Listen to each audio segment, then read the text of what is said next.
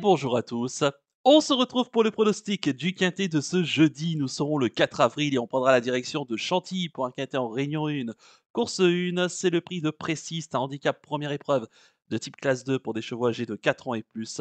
Il y aura 2400 mètres à parcourir sur la piste du Jockey Club, piste en gazon, et ils seront 16 au départ de la course avec deux chevaux que l'on connaît très bien, qui a été très intéressant. Attention au terrain, encore une nouvelle fois, qui risque d'être très pénible.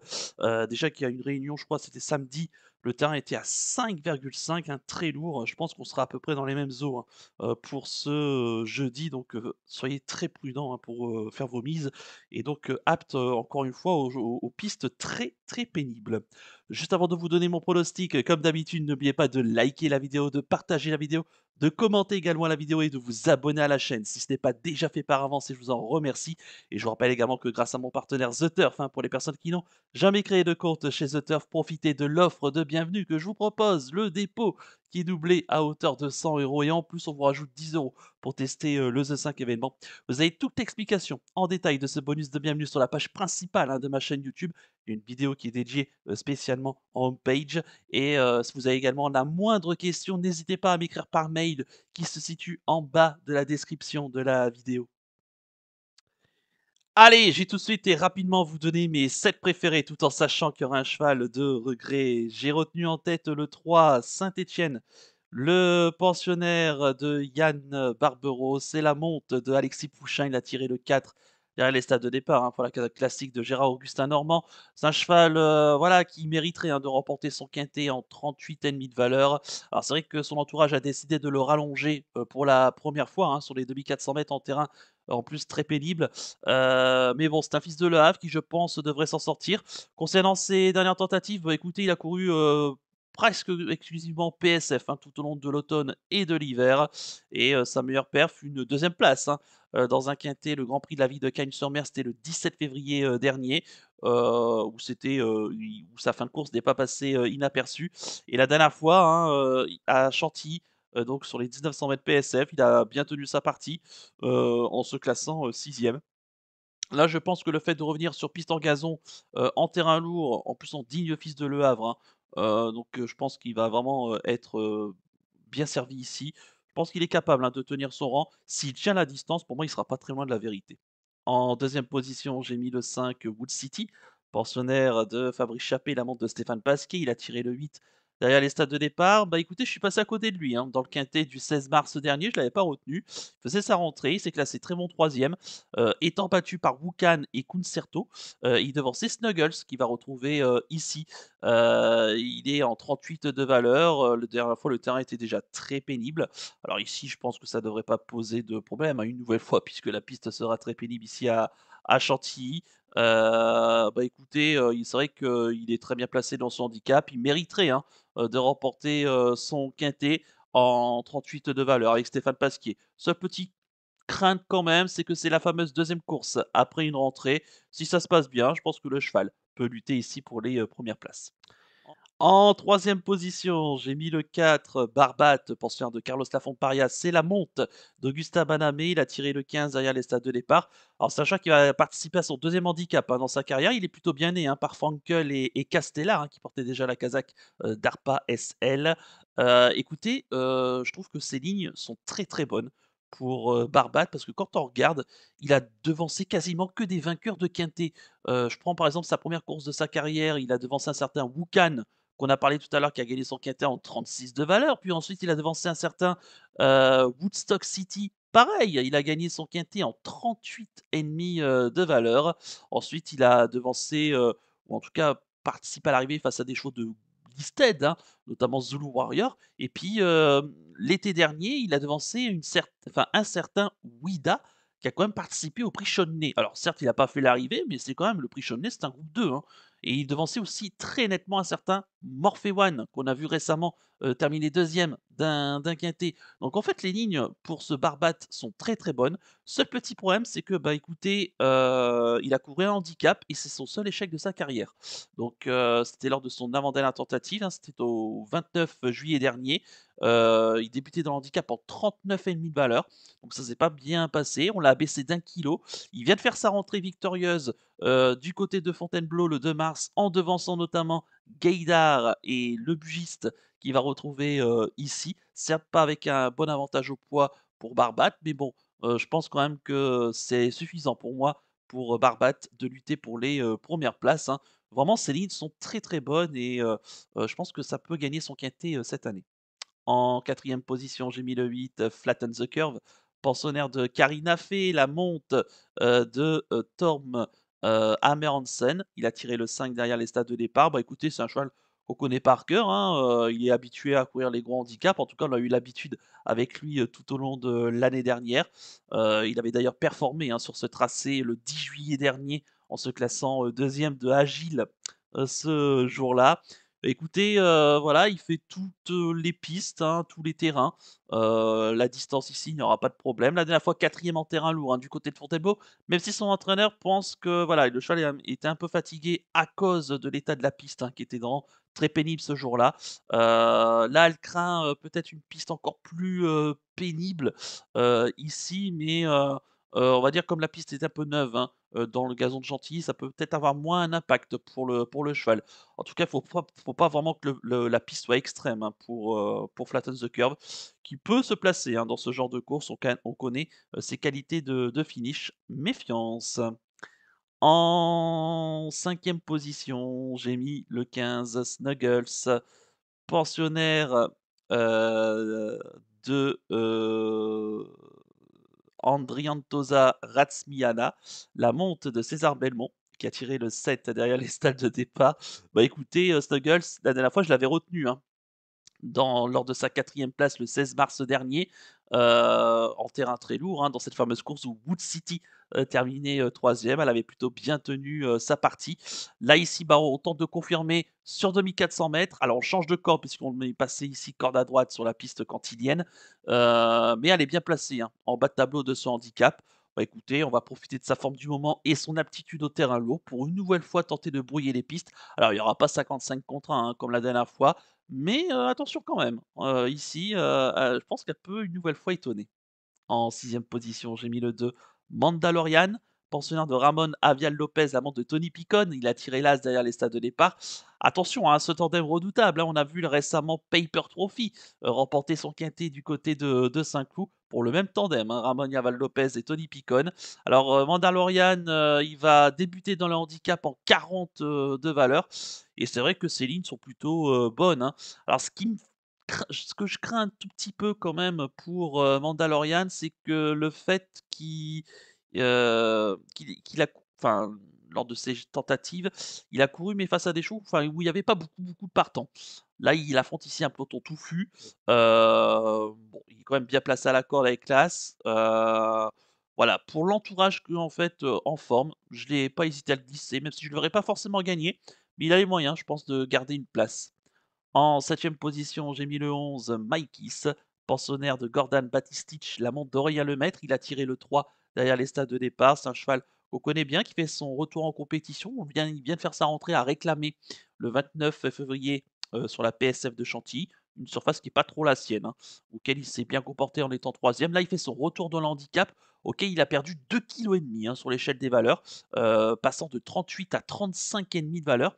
Et il faut savoir que l'année dernière, il avait remporté son quintet sur la longue distance de Strasbourg en 36,5 de valeur. Donc là, on peut dire qu'il est vraiment dans sa zone de poids. Ce qui m'inquiète un tout petit peu, c'est qu'il a couru 2 fois en terrain très pénible et il a échoué. Voilà. Même si son entraîneur pense qu'il va réussir, voilà, ça m'inquiète un petit peu. Maintenant, il aura l'avantage, c'est qu'il va aux avant-postes, et il peut aller très loin sur une distance peut-être un peu courte pour ses aptitudes, mais justement avec le terrain, très lourd, ça rallonge un petit peu les distances. Donc finalement, ça posera pas de problème et je pense qu'il peut garder, selon moi, une quatrième, cinquième place, mais c'est vraiment un cheval dont je vous invite à suivre d'emblée, pour sa rentrée.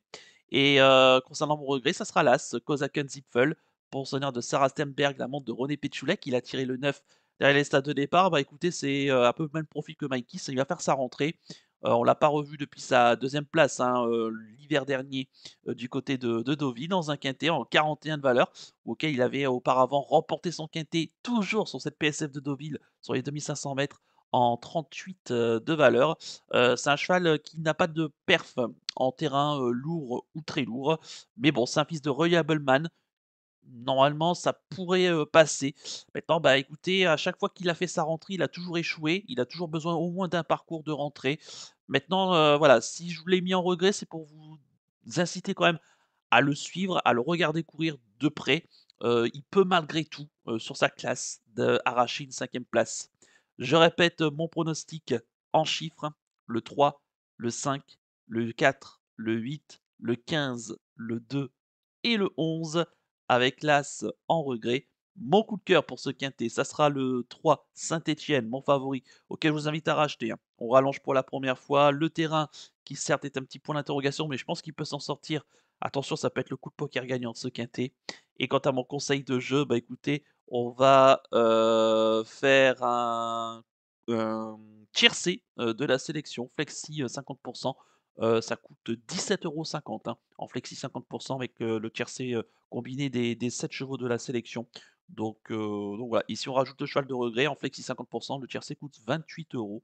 Donc voilà, ça peut se tenter ici. On peut pourquoi pas trouver les 3 premiers, je l'espère dans l'ordre pour avoir un bon rapport. Mais déjà dans le désordre, ça serait déjà très intéressant. Voilà donc pour le conseil de jeu. On va poursuivre la vidéo avec le penalty du jour. Tout de suite, le jingle.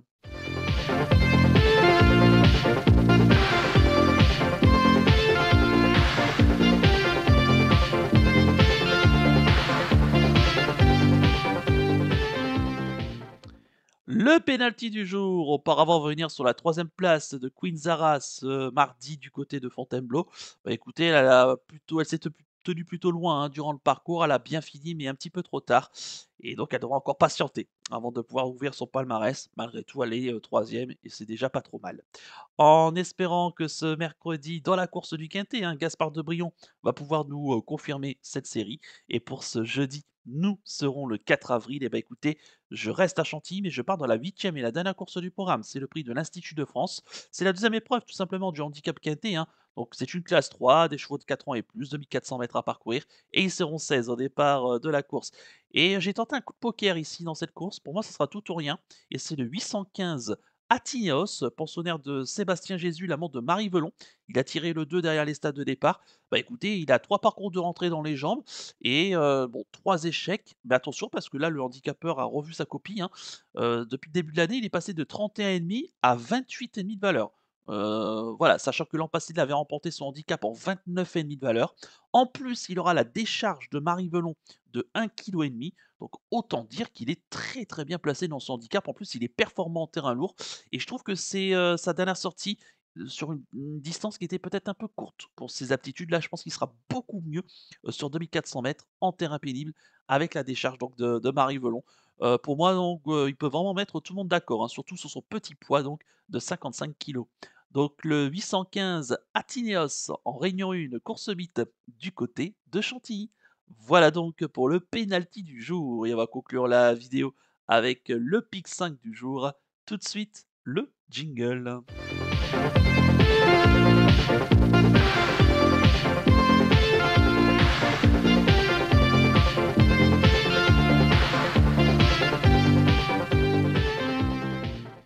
Le pic 5 du jour de ce jeudi, nous serons le 4 avril. Et bah écoutez, je reste à Chantilly, je pars dans la sixième course du programme. C'est le prix de Chaman, c'est un réclamé classe 3 pour des chevaux âgés de 4 ans et plus. Il y aura 1000 mètres à parcourir sur la ligne droite, hein, de Chantilly et ils seront 14 au départ de la course avec des chevaux que l'on connaît relativement bien pour certains. Mais de base, l'As Toudobem qui va faire sa rentrée, mais attention parce qu'il est très bien placé dans ce lot-là, hein. Il doit porter que 59 kilos, cheval de classe qui avait participé à l'Abbaye de Longchamp l'automne dernier, un groupe 1, disputé le jour de l'Arc de Triomphe. Bon, il s'est pas mis en évidence ce jour-là, mais bon. En plus, c'est un chat qui adore cette piste de Chantilly. Je pense que le terrain très lourd ne devrait pas le déranger. En plus, il est très performant sur des très, très courtes distances comme les 1000 mètres. Avant coup, pour moi, c'est une base d'autant qui retrouve Sébastien Maillot. Ça fait 3 ans qu'il n'a pas monté, Toudobem et à chaque fois qu'il l'a monté, il est toujours performant. Et la dernière fois qu'il l'a monté, c'était sur ce tracé auquel il s'était classé deuxième. Donc attention donc à Toudobem. Et le 5, Tashbi, qui aura la monte de Michael Barzalona, qui reste sur sa cinquième place dernièrement. Enfin, c'était une fois sur les l'hippodrome de Lyon, mais qui vient de faire une rentrée victorieuse. Et bah écoutez, ici, dans ce réclamé, il a tout à fait son mot à dire ici. Mes associés, le 2, Whistle and Flute. Attention à ce cheval, hein, qui a été pris très, très haut sur l'échelle des valeurs en début de carrière en France et qui là est baissé sensiblement, hein, parce qu'il a accumulé les échecs et là il est estimé en tout cas, parce qu'il a pas encore couru en handicap, mais il est estimé en 38 de valeur, donc ce qui est plutôt pas mal. Attention à lui, hein, il est adepte des courses de distance et il peut pratiquer la course en tête. Même s'il reste sur pas mal d'échecs, à un moment ou à un autre, ça va finir par, passer. Le numéro 6, Tachi Way to Do It, j'ai bien prononcé, qui, reste sur des, bonnes sorties, qui monte en puissance, hein. Attention à lui, hein, il peut, pourquoi pas surprendre. Le 7, King Robeux, pareil comme tout Dobem, hein, qu'on connaît bien à ce niveau-là. Il manque peut-être de référence en terrain très lourd, mais bon, au vu du lot, il peut se placer. Le 11, Koutsonakos, qui, va faire sa rentrée. Bah, écoutez, c'est un choix qu'on connaît par cœur ici, hein. Voilà, bien placé en 37 de valeur, hein, avec un petit poids et la décharge de Frida Valescar, ça peut passer. Le 12, Talinski, un jour ou l'autre, il va finir par se réveiller, hein. Pour l'instant, 2 échecs cette année, mais la décharge de Marie Velon, il est performant également sur cette piste, voilà, il peut se réveiller, hein, ici, plutôt pour une place et pareil pour le 14, Tai Widai, pensionnaire donc de Christophe Escudé, Coralie Paco, pareil la décharge qui doit porter un petit poids, qui a 3 parcours de rentrée et la dernière fois c'était pas trop mal, voilà, en se classant 6e, ça remonterait un petit peu de mieux et je pense que pareil ici ça peut venir, pourquoi pas compléter le pic 5 à belle cote. Mais de base, là c'est le 5 et mes associés, le 2, le 6, le 7, le 11, le 12 et le 14 en flexi 50 pour un ticket qui coûtera 10 €. Voilà donc pour le pic 5 du jour. Il ne me reste plus qu'à vous remercier, que vous c'était évidemment bonne chance pour les paris. Moi, je vous donne rendez-vous, eh bien, ce jeudi pour l'étude du quintet de vendredi et ça sera comme d'habitude du côté de Vincennes. Je vous souhaite de passer une excellente semaine et surtout, comme d'habitude, prenez bien soin de vous. Ciao à tous.